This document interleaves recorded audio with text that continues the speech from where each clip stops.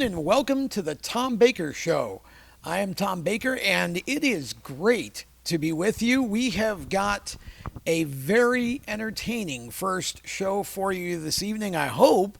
As you can see, we are coming to you from the North Carolina Auto Racing Hall of Fame, which is located inside the Lakeside Business Park, right off exit 36 of I-77 in Mooresville, North Carolina. And it is part of a park full of various racing shops and businesses. You can see in the background here that this Hall of Fame has all kinds of cars from all kinds of different types of racing and all kinds of past eras, and quite a variety, actually. It's well worth the trip to spend the time to go through this and check out the cars up close and see all of the memorabilia that they have.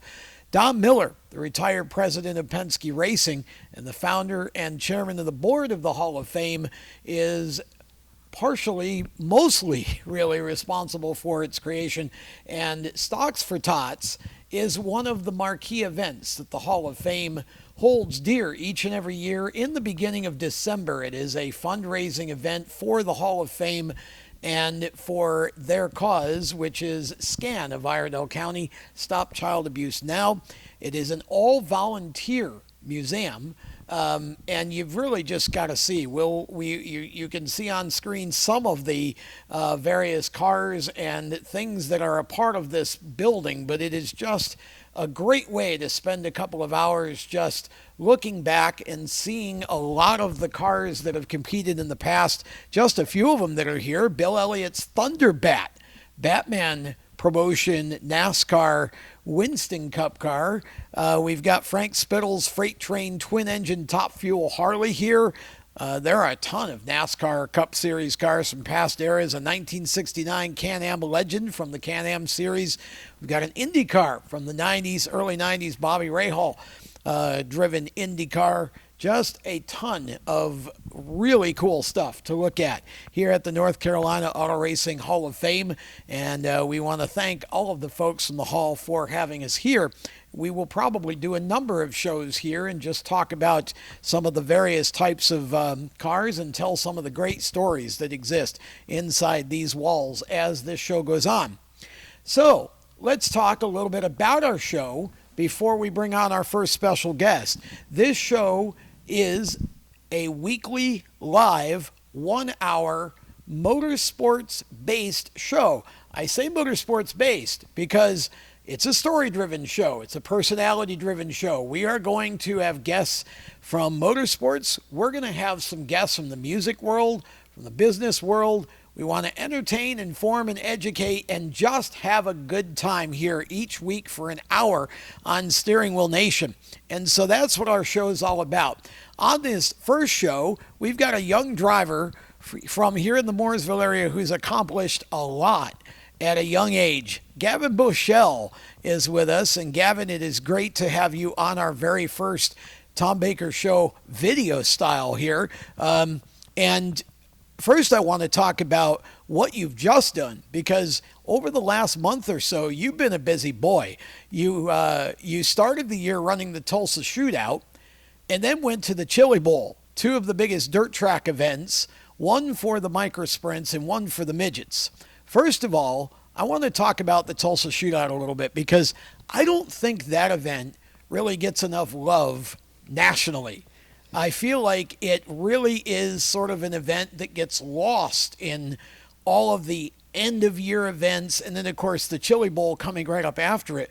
What's it like to compete in a micro against hundreds of other micros at that Tulsa Shootout at the very same place where you go back to the Chili Bowl? Yeah, first off, thank you for having me. But yeah, it's definitely, I think it gets overlooked on a lot, knowing that it's in the same building as the Chili Bowl. But it's such a cool event. You know, you're there for a week straight. You know, on 8 a.m. to 12 a.m. every single day. So it's a tough show. But I think the Chili Bowl just takes away from it. But I think it gets some hype with it being in the same building as the Chili Bowl is hosted in. So it's definitely it's a hard race, really tough. You got to have a lot of things go your way, and just gotta keep digging. Can't let anything get in your mind or get kind of bobbled up.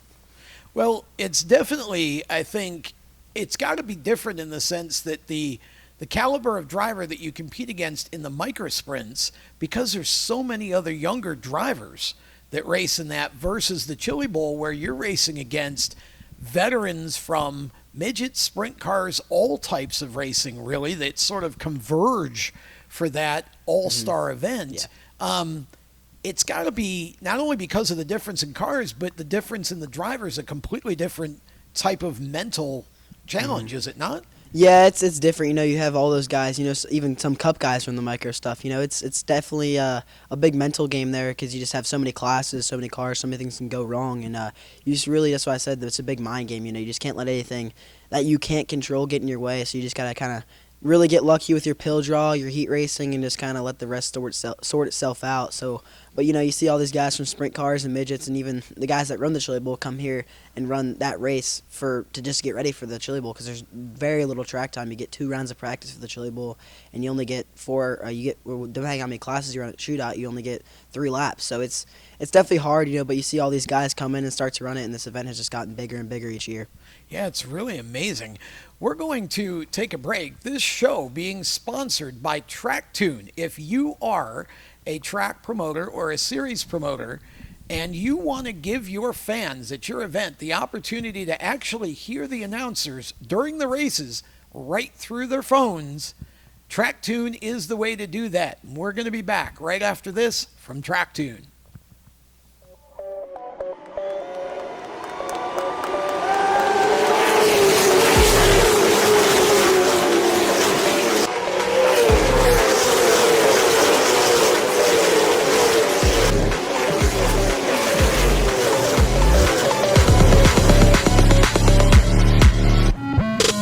Top 3 now in the lead breakaway is Derek Thorne catching up with Bubba Pollard and Matthew Craig. Meanwhile, the race for 4th once again heating up between Preston Peltier, who has it, and Hunter Robbins, who's trying to take it away.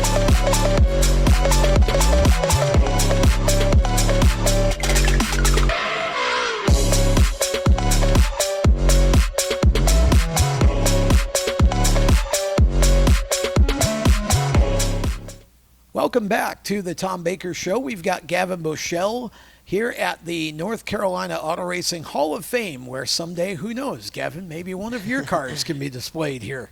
Yeah, you know, that's the goal at the end of the day. So it's this place. I've never been this one. I've been to the NASCAR one, but this is really, really cool seeing all these old cars. You know, some of these guys I don't even know and have been alive way longer than I have. So it's definitely cool to see all these things, all these different types of cars, different types of races. I'm looking around here. It's just really, really neat place. Yeah, we got dragsters, we got Indy cars, we got motorcycles, we've got old Cup cars, all kinds of stuff. You and I were talking about the 2 big dirt events that start the year. Mm-hmm. Those are huge stages. I mean, when you first went to the shootout, did you sense that this was an all-star event? Do you really kind of work yourself up or get worked up in a way that you wouldn't say at a weekly show at Millbridge? You know, my first ever time there was in a restrictor. So I was just coming fresh off of a quarter midget. I was probably 11 years old.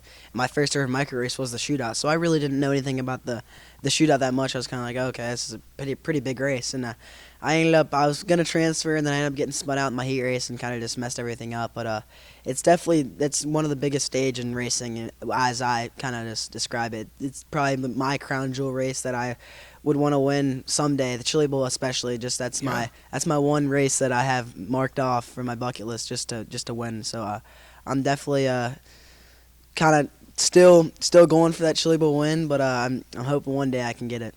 It's amazing to see the progression of racers like you who come from Millbridge Speedway and just the quarter midgets, the go-karts. Yeah. I mean, I look at Connor Zilich, who I know you know very well. Yeah. Connor just won the 24 Hours of Daytona. Yeah.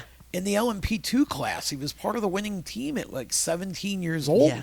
You know, Brent Cruz has won a bunch of Trans Am races and runs up front and you know, and runs for the win in ARCA.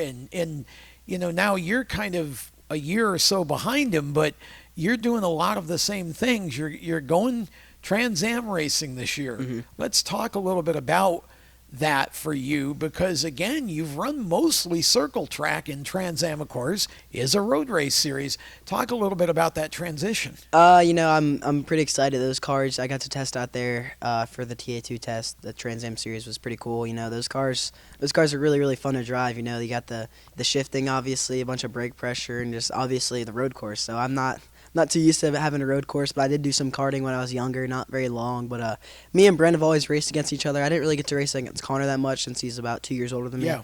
But me and Brent raced pretty much everything. We raced everything together. We raced karts. Just didn't race quarter midgets with them. Just I raced outlaw karts, all micros, midgets, and basically everything. So me and him are really good friends. So me and Connor. So it's definitely see Connor win that race and really really cool at his age. So definitely gonna be cool. I'm excited this year for the Trans Am stuff. It's gonna be different.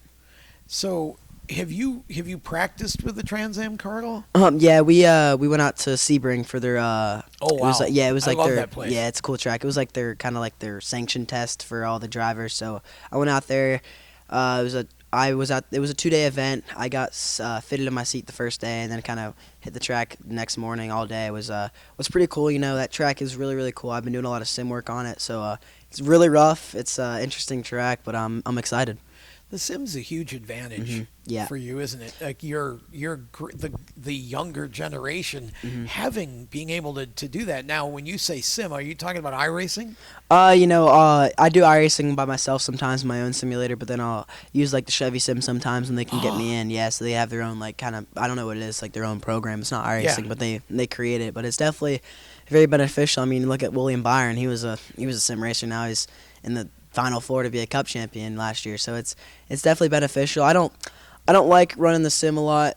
I just don't get the same feeling, but it's good to have like a good visual and kind of try stuff, I think different that's things. really it's sort of the mental part of being able to learn a line and learn where your marks are, right? And then because then that's already in your brain. So you got that program, and now you're just matching it in the seat when you get there and making little adjustments depending on the handling of the car, right? Yeah, it's definitely a huge advantage. I haven't really used it much for the oval stuff, but the road course, now that I see it, just learning the track, kind of learning the lines, almost kind of playing with what you can and can't get away with. So it's definitely an advantage. Just if you've never seen the track before, if you can't get any track time, it's hop on the sim and just turn laps and just kind of just learn the track, learn the line, learn everything. So it's definitely neat to be able to have that technology nowadays. What did you think of Sebring?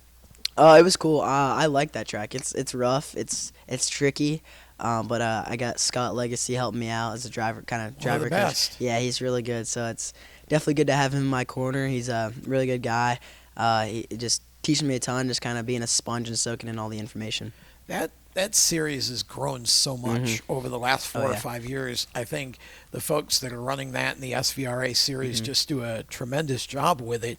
And it feels like now it's becoming so much more commonplace for younger drivers like you that are trying to reach NASCAR to have that road course step somewhere in your development than what we used to see even 10, 15, 20 years ago, right? Yeah, I think it's big since the NASCAR is kind of pushing their more diverse, kind of going towards the road course stuff more. Yeah. Like I think they're doing like 9 road course races next year. So it's definitely a big help being able to get that similarity because I heard the Trans Am cars drive a lot like a Cup car. So really? Yeah. Wow. So they're pretty.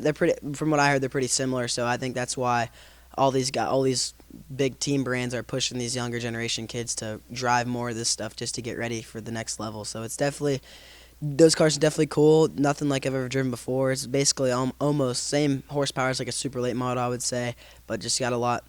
I think I don't know if it's the same weight, but they don't drive anything similar. It's way different.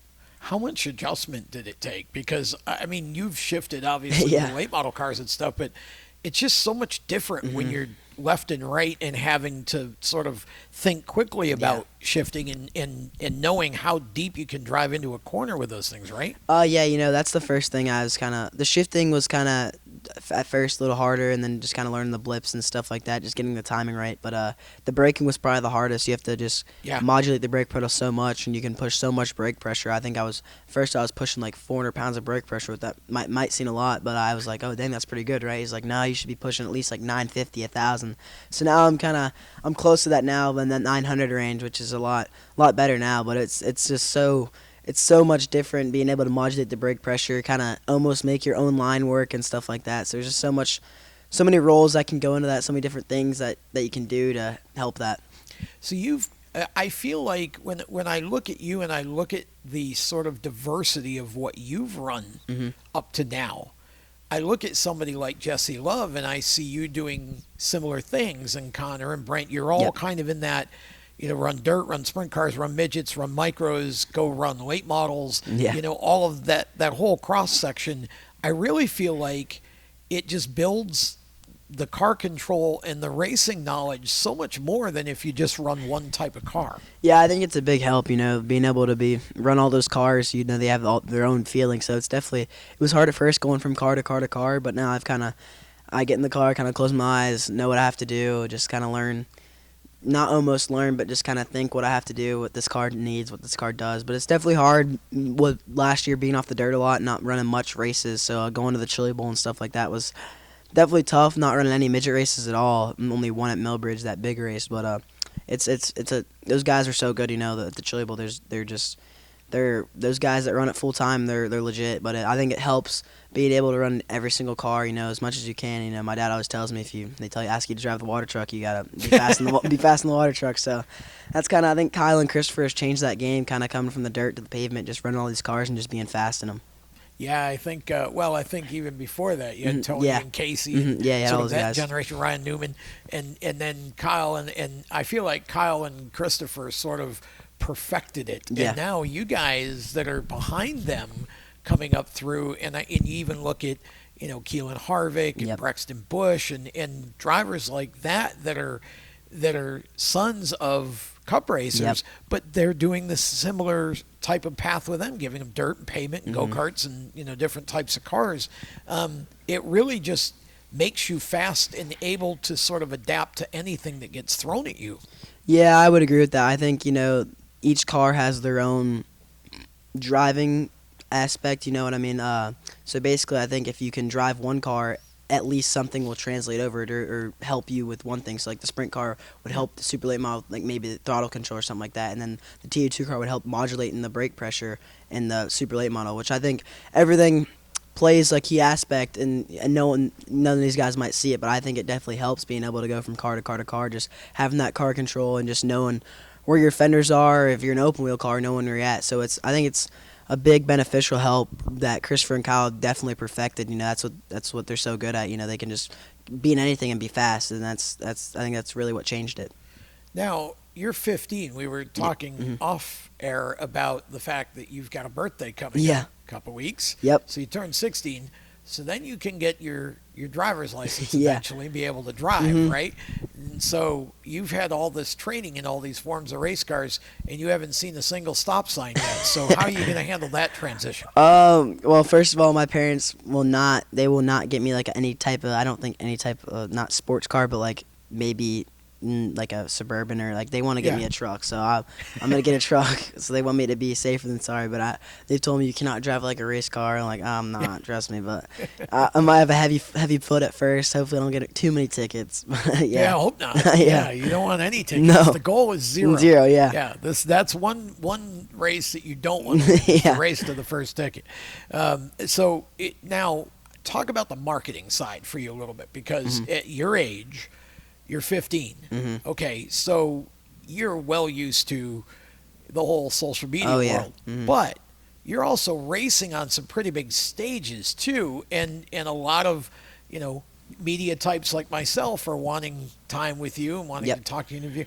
How did you sort of get used to all of that at such a young age? And talk a little bit about, for the younger drivers that might be listening or watching this, talk a little bit about what should be expected. I think my dad really was a beneficial role in my life, with him being a realtor agent. He kind of understands about all the aspects of social media, since he is always flipping houses, selling stuff. So he's taught me a lot, and he's kind of helped me get everything managed out right, to where I can eventually take it over and do all this stuff. Since I'm so young now, I can't really do much of that. But he covers all the sponsorship sides and stuff like that. He does a good job with that. But like managing like media and stuff like that, I run all my socials besides Facebook and Twitter.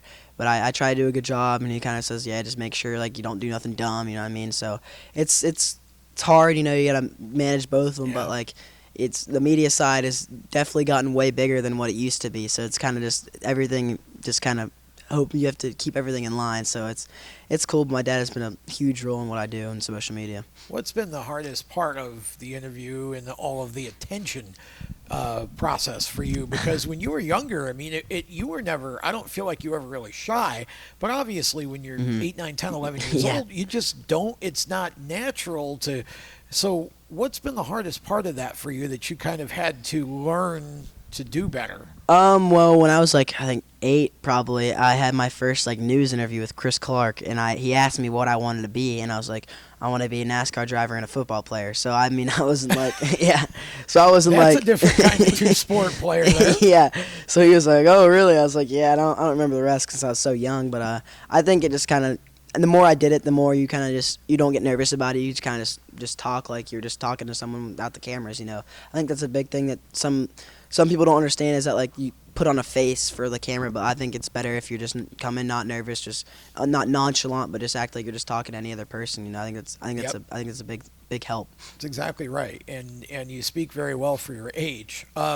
So now we can talk about the fact that you're going to run the Trans Am car. What else are you planning to do for 2024? I know that you've run a lot of Millbridge. Yep. You've run late models. You've run sprint cars. You've done a whole bunch of different things. Yep. So what does 2024 look like for you? So we're doing the full Trans Am season, and then a few super races, the bigger ones, then maybe just some like smaller ones, local races, and then we'll be doing 25 sprint car races, 360 and 410. Oh, wow. And then maybe a few midget races during the summertime. I don't know yet. And then obviously probably a few micro races at Millbridge, but that's kind of it. We were kind of cutting back the schedule this year. Just we were racing so much last year that it was just too much on my dad and my mom and everybody. Yeah, people don't realize you can't just go off and do. You Yeah. have to have a parent or somebody. That's tough on the whole family. Yeah. And of course, you're still in school. Yeah. How do you deal with that? So actually, I just went online now. So this semester, I okay. transferred to online school, which is way better. I can kind of do my work whenever I want to, and kind of keep my grades up, and just it's way better than missing all these assignments and then having to go back to school and try and make it up, then leaving again. So it was probably one of the best decisions my parents have made for me. So now you're able to kind of take it with you, right? Yeah, And just yeah. find time to do the homework in between on flights or Yeah, wherever yeah. wherever that is, right? So that's really good. So so you're doing a mix of pavement and dirt again. Now you were racing sprint cars, I think, for Chris Bell, right? Yeah, Are you yeah. still. Yeah, that's the plan to run with them. So they're the BK and Eric's not there with them anymore, but BK and Christopher, they're great. You know, BK is so smart with the sprint car. You know, he's one of the best to ever crew chief a car, and then Christopher's just one of the best race car drivers, in my opinion, to walk on the earth. So I think it's a really good role to have him in my corner. You know, he's always teaching me. At first, like my first sprint car race, he was calling me, telling me like everything. He doesn't have to do that. He's just helped me out, and it's definitely a big role, and I can't thank them enough.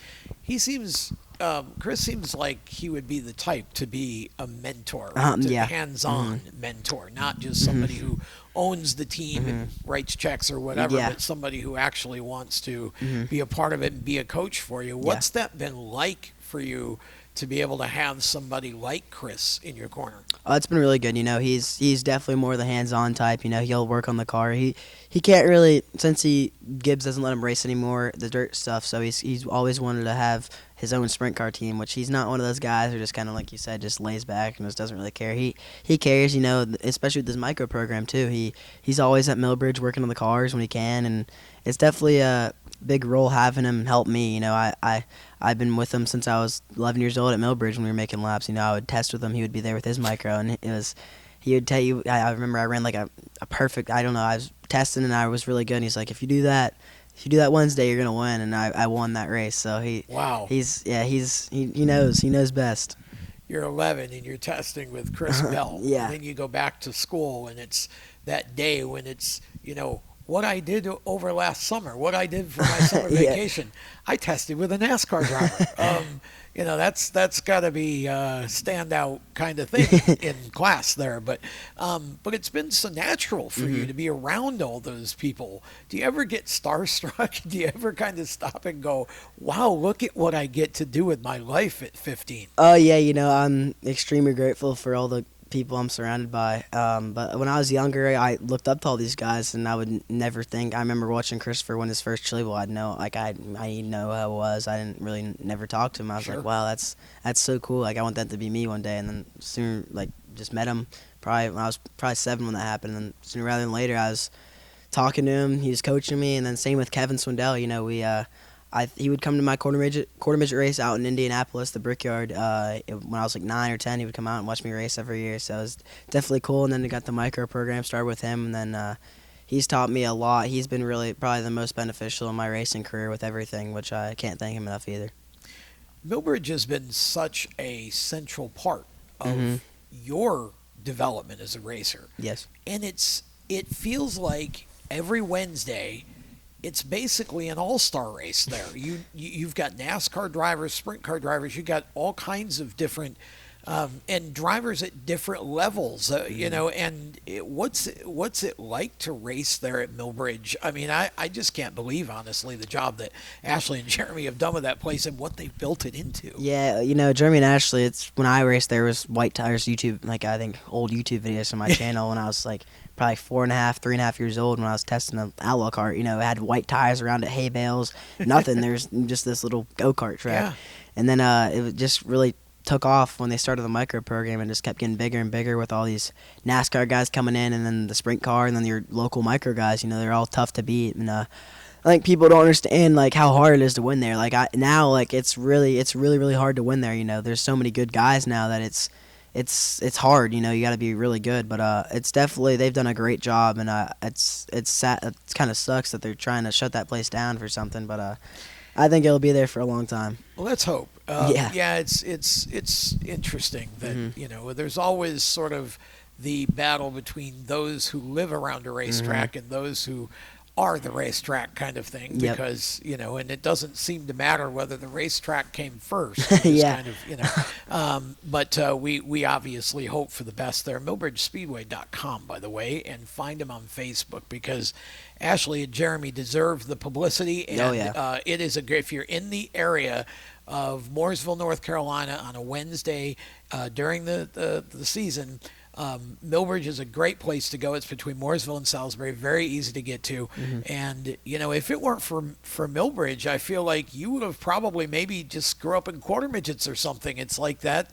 At one point Millbridge was sort of your for a few years there. That was pretty much all you did except for the quarters, right? Yeah, I ran, I think my first year rally car was 3.5, and I went testing with Nick Hoffman and Tyler Lewis and David Lewis in a little What do they know? cul-de-sac, little cul-de-sac, and Tyler would have a little he would have his little string attached to my kill switch. If I got too close to them, I would yank it and pull it off. So yeah, but I've raced there basically my whole life. I kind of took a break after I got into the 250s, and then I kind of stopped, and then actually before the 250s I stopped, and then I went and raced quarter midgets for about 2.5 years, kind of on the road, just the USAC National Tour, and then I kind of when I was done quarter midget racing, I got kind of too old. I came back. I ran a few 500 open races there, and then I ended up getting into a micro, and then just ran micros the whole time. And then after I won a few races at Millbridge, we started traveling to Oklahoma, like Port City and all these US 24, all these other Midwest tracks, and those guys are really good out there. That's what kind of taught me a lot. Port City I was there every single weekend making the 15-hour drive, which was definitely beneficial. Me and Jason McDougall, and he used to coach me too. He was a big girl on me. So Port City taught me a lot. So did Millbridge. Those are the kind of two tracks where I learned how to micro race. So it's cool looking back at it now.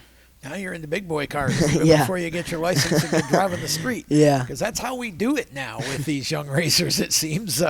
But you're certainly worthy of the challenge because you've been very successful at everything you've done. Thank you.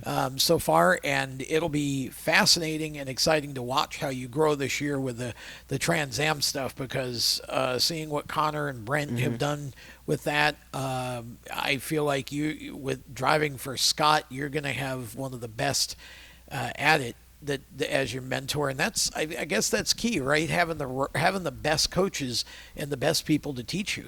Yeah, I think that's definitely important. You know, having the role models and the best people in your corner is definitely a crucial role in everything. And, you know, Connor and Brent put that series on the map, which I think all those guys now, like all the big team owners, are kind of pushing that more now. So it's definitely cool to see that type of racing grow. I've never really been a road racer at all, but it's definitely a big role having the best guys in your corner. You know, they just they want the best for you, and yeah, they expect you to win.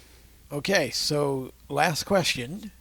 Tell us where we can follow you. What are your socials, your website? Give us all the information. My socials on Instagram is Gavan Race, Twitter is Watch Gavan Race, Facebook is it's Gavan Boschele, and then TikTok Gavan Boschele, and that's kind of all of them. So it's Gavan Boschele and Watch Gavan Race. If you type in Gavan Boschele, it'll probably pop up to make it easier on you guys. So yeah, it will. TikTok, I've Instagram, tested that. yeah, TikTok, Instagram, Facebook, Twitter, all those. Just Gavan Boschele, and that's it. Okay, so I know your goal is NASCAR, Trans Am for this year, and a lot of other short track type stuff on both surfaces. Wish you all the best with that. Be safe out there and have fun, and good luck in the 2024 season. I'm sure we'll have you back on the show at some point because you're probably going to win something big. Thank you. I'm hoping so. I appreciate you for having me. That's Gavan Boschele, and that's going to wrap it up for this abbreviated first edition of the Tom Baker Show. Don't forget, we have got live 1-hour shows starting in late February on Thursday nights from 7 to 8 p.m. You'll be able to see those broadcasts live on Steering Wheel Nation's Facebook, at The Wheel Nation on Facebook, X, and Instagram, and also, of course, on our YouTube as well, Steering Wheel Nation. So that's where you can catch us. And, of course, all week long, each day, we got content going up on steeringwheelnation.com, our brand new content hub. You can register there and choose what channels of content that you want to receive, and you'll get a personalized home screen just for you and get notified only of the content that you want. So until the start of our live shows, want to thank our sponsor, TrackTune, and look forward to telling you more about them in the future as well. Again, if you are a track or series promoter, there is now a way for the fans that go to your event to be able to hear the broadcast of the announcers right through their phone. Just dial up the TrackTune app and you can connect with TrackTune, and they will help you get that all set up for your track or your series, get you dialed in so that the fans that attend are able to hear, and you can geofence it so that only the folks who attend the event are able to hear this live stream of the announcers, but it really makes the fan experience way better, and looking forward to seeing where we can take TrackTune as we get into the season more. So that will wrap it up for this first Tom Baker Show. Want to thank our special guest, Gavan Boschele, and thanks to TrackTune and Auditory Defense for being sponsors early on for the Tom Baker Show. We'll see you on the first live show right after Daytona, Thursday night, February 22nd, 7 p.m. Eastern on Steering Wheel Nation. Until then, be safe and so long.